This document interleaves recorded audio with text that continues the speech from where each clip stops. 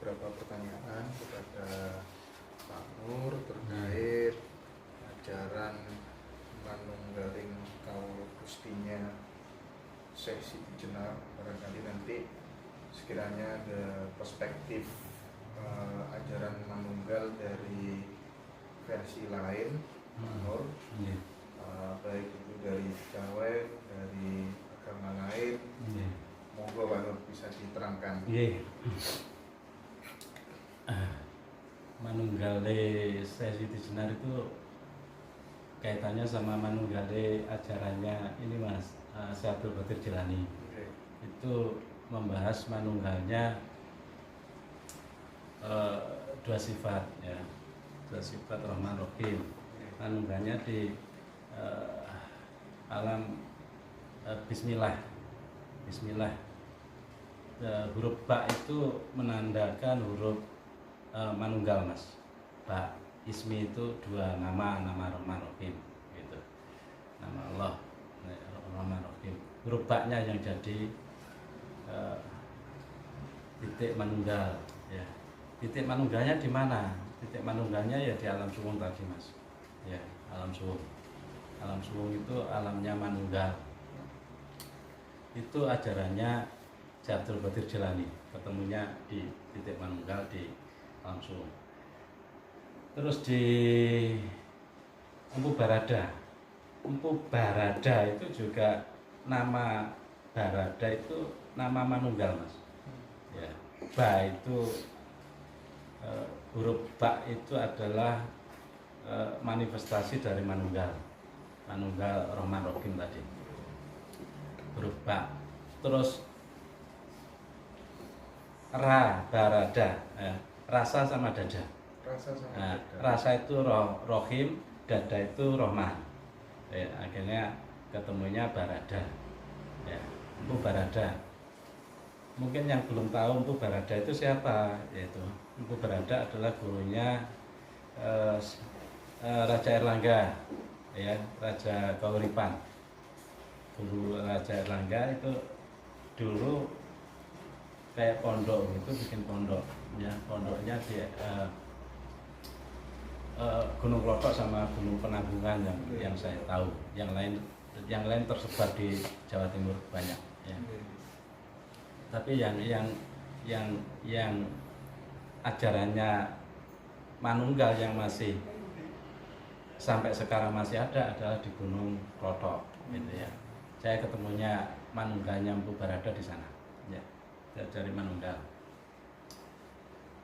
Barada, ba itu titik manunggalnya, ra itu rasa yaitu rohimnya, danya dada rohman ya.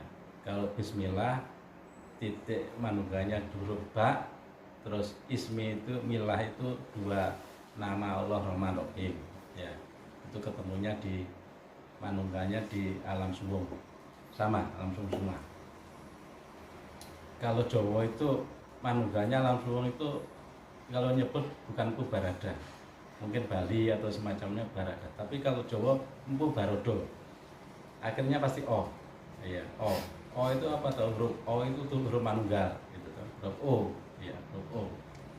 Terus kalau di pewayangan itu yang manunggal itu diibaratkan sama Bimo ya. Kalau orang lain mungkin Bima, tapi Jawa itu Bimo, O, huruf O ya.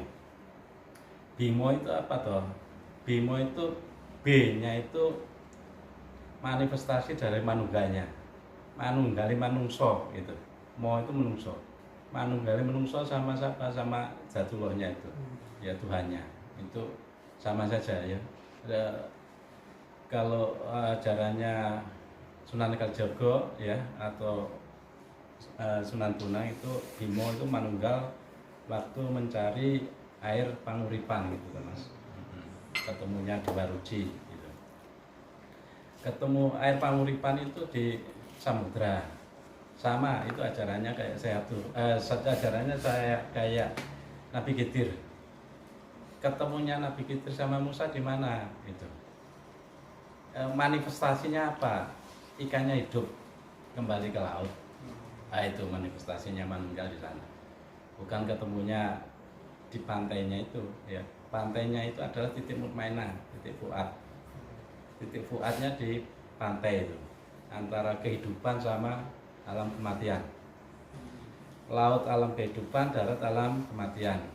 Laut menggambarkan zatullah, darat menggambarkan makhluk, gitu. Alam gelap, yaitu di sana manungganya adalah di alam suwung itu. Ya. Ajarannya Nabi Khidir, ajarannya Syekh Abdul Qadir Jilani, ajarannya Mpu Barada, ajarannya Kejawen, semua sama. Kejawen kayak ajarannya Kapitayan atau ajarannya Kasunyatan. Ketemunya di mana? Titik manunggalnya, ya di alam suwung itu. Ya, alam suwung itu ketemunya keseluruhan makhluk sama Tuhannya di sana. Ya, itu ya yang makanya ternyata semua agama, ya bukan cuma Islam saja, ketemu Mi'raj itu bukan orang didominasi Islam, Mas. Mi'raj itu semua agama, ya. Semua agama titik ketemunya di Mi'rajnya di alam suwung, alam Jabarut. Semua agama, semua umat beragama yang dituju di sana. Rodhiah mardiyahnya di sana, titik makrifatnya di sana, bukan cuma dominasi orang Muslim, bukan. Kejawen juga begitu, terus Kasunyatan juga begitu, semuanya di sana. Ya. Hindu Buddha juga di situ. Kalau Buddha biasanya nggak disebutkan ya, tentang Allah Tuhan itu bagaimana nggak sebut, tapi suruh cari sendiri itu macam suruh cari sendiri. Suruh masuk ke suwung sendiri biar ketemu gitu. Carilah suwung di sana gitu. Iya. Semuanya ketemunya di sana. Hindu, Buddha, Kejawen, Islam, ketemunya manunggal di sana, ya. Indahnya itu, Mas. Indahnya kalau kita sudah sama-sama makrifat, ternyata indah, nggak ada pertengkaran. Ya. Tinggal nanti cara masuknya gimana gitu ya, jadi masalah. Jadi satu Tuhan untuk banyak agama itu paling bisa diterima. Iya, Tuhannya kan satu semua. Iya. nggak ada beda. Andai kemudian hanya ada satu agama yang dipilih atau diselamatkan oleh Tuhan, dan kemudian saya adalah seorang Hindu misalnya, terus yang masuk yang diterima Tuhan hanya Islam atau hanya Nasrani, sementara dari kecil saya dibesarkan dari orang tua yang misalnya Hindu, terus tiba-tiba saya dimasukkan neraka gara-gara keyakinan orang tua saya yang salah, terus gimana letak keadilan Tuhan itu? Iya, itu kalau di alam suwung, alam ketemu, itu agamanya bukan Hindu, Buddha, Majusi, bukan. Iya. Agamanya cinta, Mas. Cinta. Itu agamanya sudah agama cinta. Sudah terlepas dari ruang dan waktu. Iya, sudah nggak ada ruang waktu. Yang nggak ada ruang waktu alam suwung, bukan alam malakut. Alam suwung ya. Alam suwung, malakut itu masih ada. Oh di sana lo surga, oh di sana neraka. Itu alam malakut. Tapi alam suwung nggak ada. Nah, yang orang-orang bilang alam malakut itu alamnya tanpa jarak apa, itu masih ada makhluk maksudnya. Cuman gini Pak Nur, mungkin barangkali di dalam benaknya teman-teman semuanya, khususnya yang di rumah, itu yang paling pengen didengar sebenarnya, tidak tahu nanti kapan lain waktu nggak apa-apa. Caranya supaya kita masuk ke alam suwung, treatmentnya itu loh bagaimana? Misal A. Puasa, B. Meditasi, C. Berbuat baik kepada semua orang. Nah, itu loh yang mana kira-kira kalau versinya Pak Nur? Ya, lanjut dikit ya. Okay. Teknisnya praktek, gampang terus teknisnya praktek. Prakteknya malah gampang sebenarnya. Yang jadi masalah itu kalau tirakat gitu ya, tirakat terus merasa dirinya suci, loh itu yang dipandang dirinya suci itu nggak sampai Mas, nggak sampai kapan merasa dirinya suci, nggak sampai. terus nggak tirakat merasa dirinya berdosa banyak, yuk nggak sampai. Nggak sampai. Yang dipandang bukan dirinya akunya diri, tapi akunya Allah. Nah itu baru sampai. Akunya Jelaskan Allah. lagi Bapak, supaya mudah diterima. Ya, yang dipandang bukan diriku, nafsuku yang saya suci, bukan. Yang dipandang adalah zatullah. Jadi cinta tadi intinya sebenarnya. Cinta kepada yang dat itu tadi. Zatullah.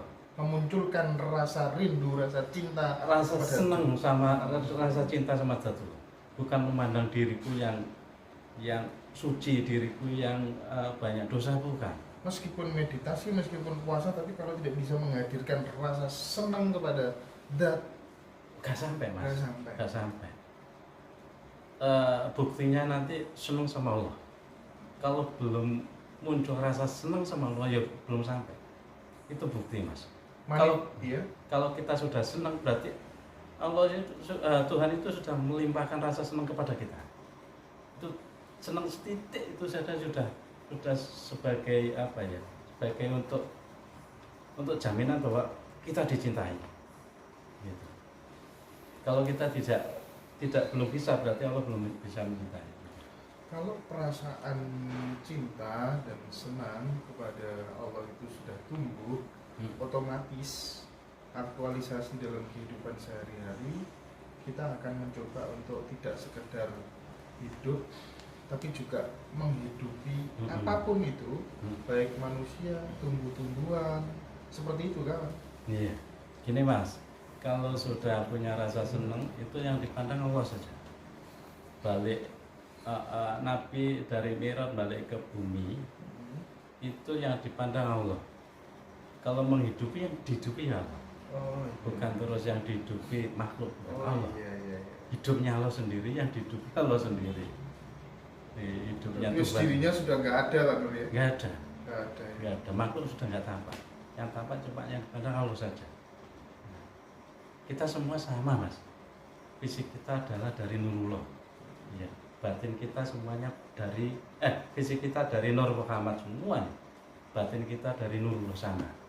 Yang dipandang itu. Ya. Bukan yang dipandang bukan akalmu, bukan rasamu. Nah itu. Yang dipandang adalah wujud dohir batinmu. Wujud dohir, terus wujud batinnya adalah ruhnya gitu. Bingung ya. Iyalah. Jadi jangan banyak-banyak lah Nur. Iya. Malah mumet nanti. Iya. Saya mikirnya mumet ya. Yang penting dicerna gitu. Insya Allah nanti pelan-pelan teman-teman akan terbuka dengan sendirinya. Yang penting ada komitmen untuk mengasah secara konsisten gitu. Itu teman-teman yang bisa kita hadirkan, yang bisa kita tayangkan pada kesempatan kali ini. Insya Allah ini akan menjadi sebuah pencerahan yang membawa manfaat bagi kita semuanya, sehingga kita bisa membagi tangga spiritual yang bisa beribadah dan bisa menghadirkan rasa senang, rasa cinta, mahabbah kepada Allah. Mudah-mudahan bisa. Terima kasih sudah